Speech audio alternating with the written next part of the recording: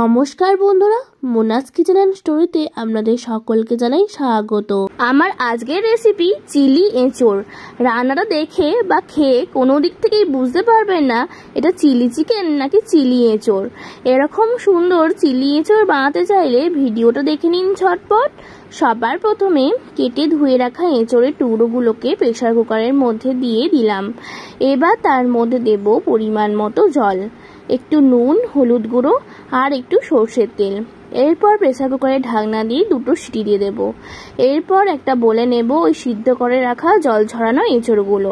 তারপর তার সাথে দিয়ে দেব পরিমাণ মতো নুন, হলুদ গুঁড়ো, কাশ্মীরি লঙ্কার গুঁড়ো, গোলমরিচ গুঁড়ো, গরম মশলার গুঁড়ো, একটা ডিম আর কর্নফ্লাওয়ার দিয়ে খুব ভালো করে এঁচোড়ের সাথে ওগুলো মাখিয়ে নেব। এইবার কড়াইতে রিফাইন অয়েল গরম করে কোটিং করা ওই এঁচোড়ের টুকরোগুলো দিয়ে একটু সময় নিয়ে এপিট ওপিট করে ভেজে তুলে নেব। এরপর একটি বাটিতে 2 চামচ মতো টমেটো সস, 1 চামচ মতো সয়া সস, 1 চামচ মতো রেড চিলি সস আর 1 চামচ মতো গ্রিন চিলি সস নিয়ে রাখলাম, দিয়ে ভালো করে মিশিয়ে নিলাম। এরপর কড়াইতে অল্প তেল রেখে তাতে বড় সাইজের পেঁয়াজ আর ক্যাপসিকাম কুচিগুলো দিয়ে হালকা ভেজে নেব। তারপর আদা রসুনের পেস্ট অ্যাড করে ভালো করে কষিয়ে নেব। এরপর কয়েকটা চেলা করা কাঁচা লঙ্কা দিয়ে দেব। তারপর ওই মিক্সড সসটা দিয়ে নেড়ে চেড়ে ভেজে রাখা এঁচোড়ের টুকরোগুলো দিয়ে ভালো করে সব কিছু মিশিয়ে নেব।